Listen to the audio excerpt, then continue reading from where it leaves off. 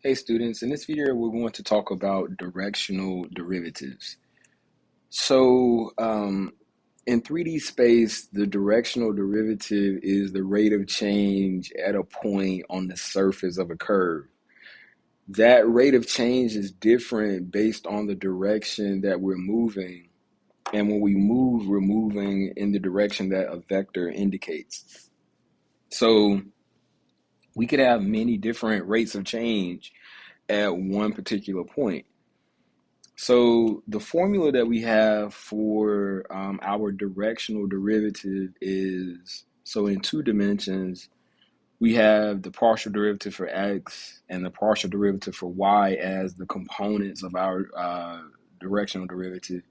And we take that vector and we do the dot product of a unit vector. And a unit vector is going to tell us the direction that we are moving in. And the dot product is going to give us a single value, which is going to tell us the steepness or the rate of change at that point.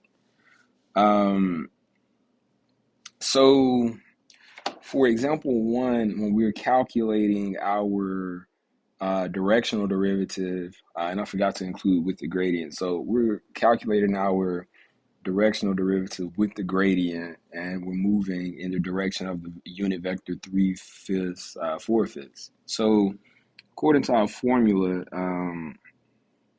so the gradient should have this notation f of xy. The gradient of f of xy is equal to, so the derivative with respect to x is just 6x, and the derivative with respect to y is negative 10y. And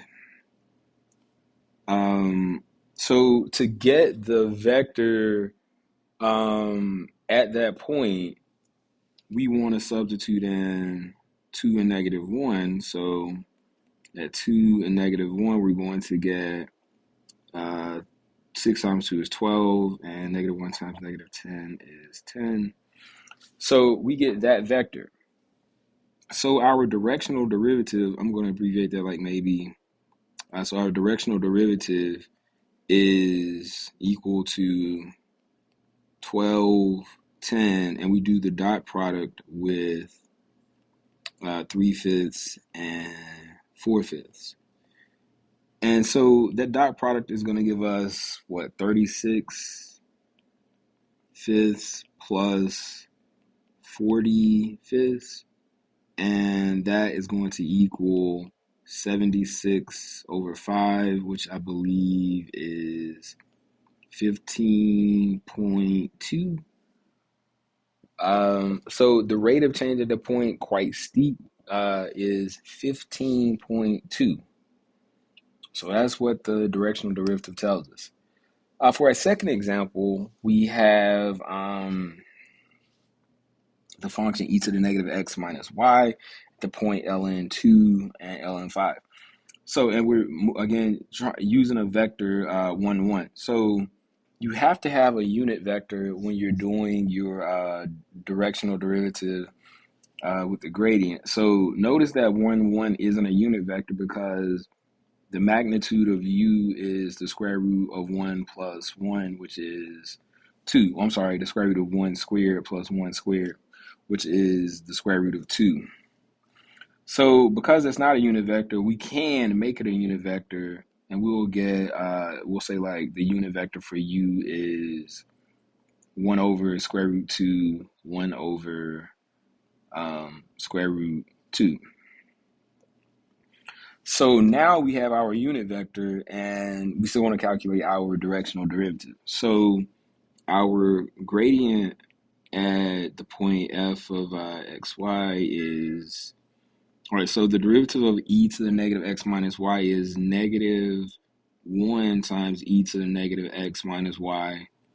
And the same thing actually for the y component, because the derivative of negative y is negative 1. And so at the point ln2, ln5, that's going to be negative e to the, so imagine we factor the negative out, so that would be negative x plus y. And so we'll do a little bit of side work. We know the ln of 2 plus the ln of 5 is equal to the ln of 10. So this is really like e to the negative. So what we end up with is e to the negative ln 10, and again negative e to the negative ln of 10. So we should remember this property that e to the natural logarithm of something is that something. So we end up with this is the ln of 1/10. So this is going to give us negative 1/10 and negative 1/10. So we're using this property of negative ln 10 is equal to the ln. Remember, for coefficients for a logarithm, they can become exponents. So we get the ln of 10 to the negative 1, which is the ln of 1/10. So then because it's negative, that's how we get the negative 1/10. And so now we want to do our directional derivative with the gradient. So we have 1 over root 2, comma 1 over root 2.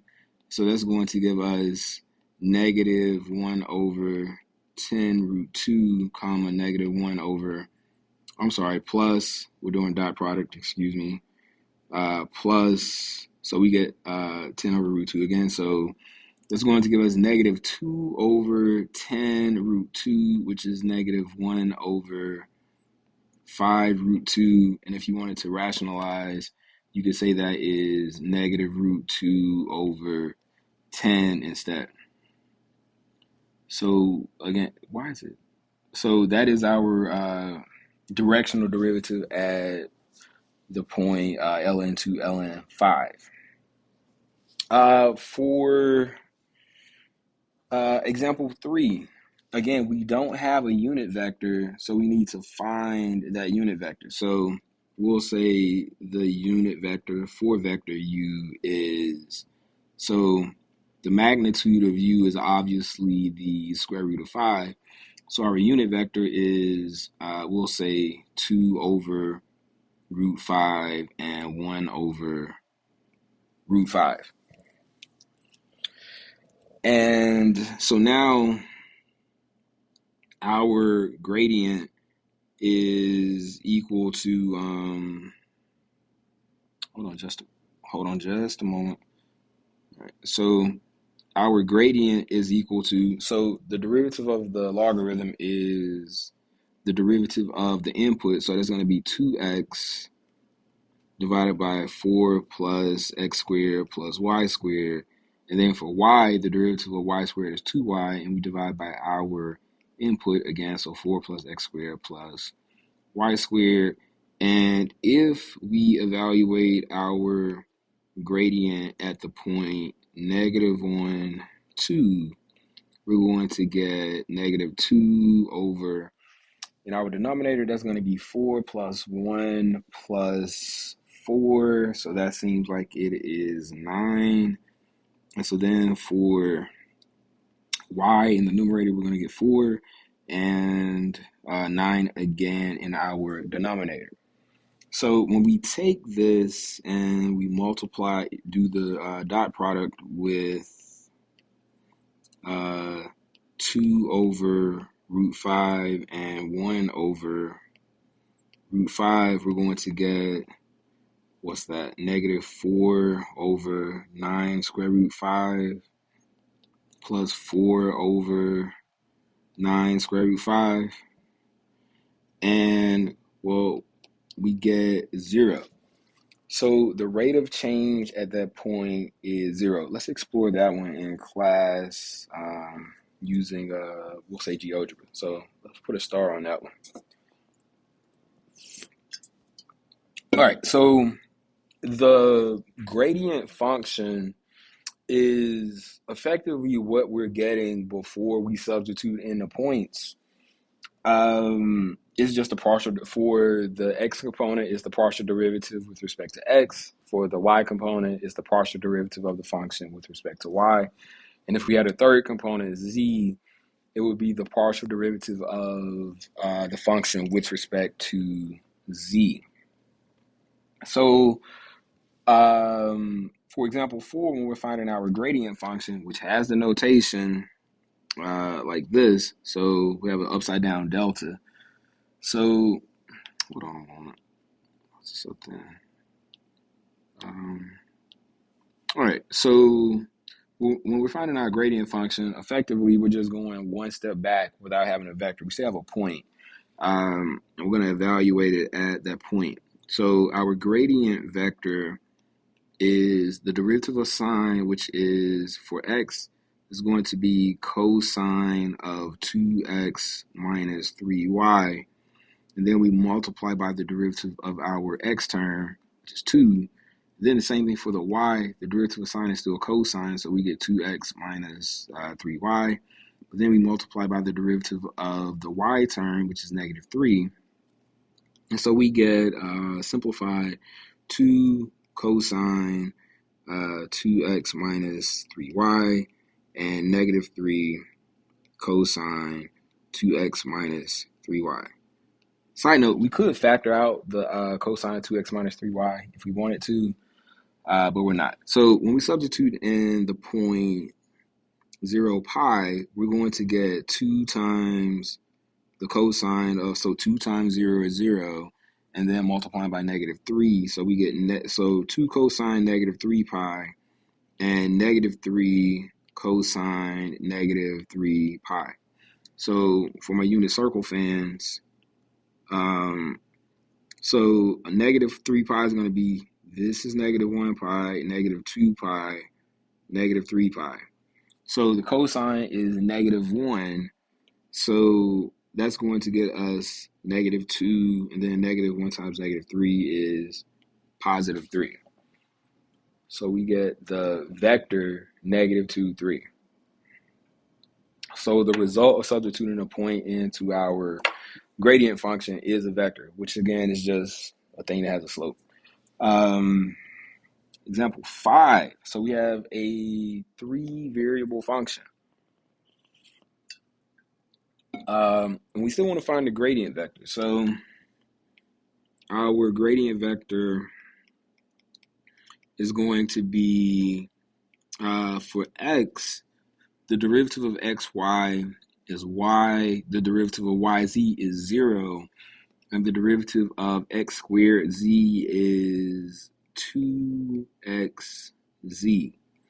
For our y component, the derivative of xy is x, the derivative of yz is z, and the derivative of x squared z is 0. For our z component, the derivative of xy is 0, the derivative of yz is y, and the derivative of x squared z is x squared. So when we evaluate our gradient at the point 2, 1, 3, that's going to give us 1 plus 2 times 2 times 3, and 2 plus 3, and 1 plus 2 squared. That seems like we get 12 plus 1 is 13, 5, and 5. Cool. So that is our gradient vector evaluated at the point 2, 1, 3. For our 6th example, we want to use the vector from our previous problem and the point 2, 1, 3. We already have that. And we want to find the directional derivative at that point. So first, v is not a unit vector.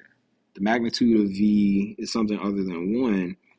Namely, the magnitude of v is the square root of 1 squared plus 2 squared plus 1 squared, which seems like it is the square root of 4, which is 2. So a unit vector for v is 1/2, 1, negative 1/2. And so now we already have our directional derivative here. I'm sorry, we have our our gradient vector. So all we're going to do is the dot product between the vector 13, 5, 5 and 1/2, 1, -1. So we would have 13, 5, 5. I don't need a comma. Don't need a comma. So 13, 5, 5, and we multiply by, well, dot product of 1/2, 1, and -1/2. And that's going to give us 13 halves plus, why are you writing the vector? 13 halves plus 5 halves minus, I'm sorry, 13 halves plus 5, excuse me, start over. So we're going to get 13 halves plus 5. I would just rewrite 5 to be 10 halves instead. So plus 10 halves, and then minus 5 halves. This is going to give us 23 halves minus 5 halves, which is 18 halves, which equals 9. So our directional derivative at that point is 9.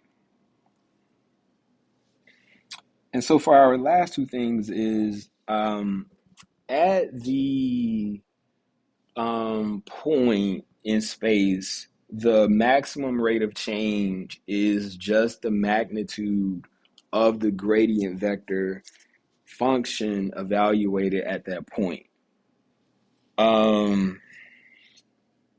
So for example 7, we want to find the maximum rate of change for this function at the point 1, 1, -1. It's going to turn out that what direction it is in doesn't matter because we're not finding the gradient at that point. So the gradient of f of x, y, z is equal to, so for x, we're going to get 2x. You know what? So for all of our, each of our variables, the denominator is going to be 1 over x squared plus y squared plus z squared plus 1. So instead of writing it a bunch of times, we're going to just say we multiply each component by the derivative with respect to that variable. So it's going to be 2x, 2y, and 2z. And the gradient vector function, why did I write x, y, z again? And we want to evaluate this at 1, 1, -1. So that's going to give us 1 over, so when we substitute in all of those ones, it's going to be 1 plus 1 plus 1 plus 1. So that's 1/4. Then we multiply by, so we still substitute 1, 1, and -1, and so that's 2, 2, and -2. And that is really the magnitude of 1/2 squared plus 1/2 squared plus, well, technically -1/2 squared, which is the square root of 3/4, which is the square root of 3 over 2. Well, I'm sorry. So my apologies. What we're saying is the magnitude of the vector at that point is square root 3 over 2. And that's the maximum rate of ascent. So the minimum is moving in the opposite direction. So like our minimum rate of descent is according to the vector -1/4 moving in the opposite direction, 2, 2, -2, and the magnitude is just the negative of this. So it's just the opposite value for the minimum. All right, kids, that concludes our video for directional derivatives. In class, we will look at this directional derivative on a mountain link. It doesn't work on the iPad, unfortunately, so that's something that we will explore in class. Cool. Thanks for watching.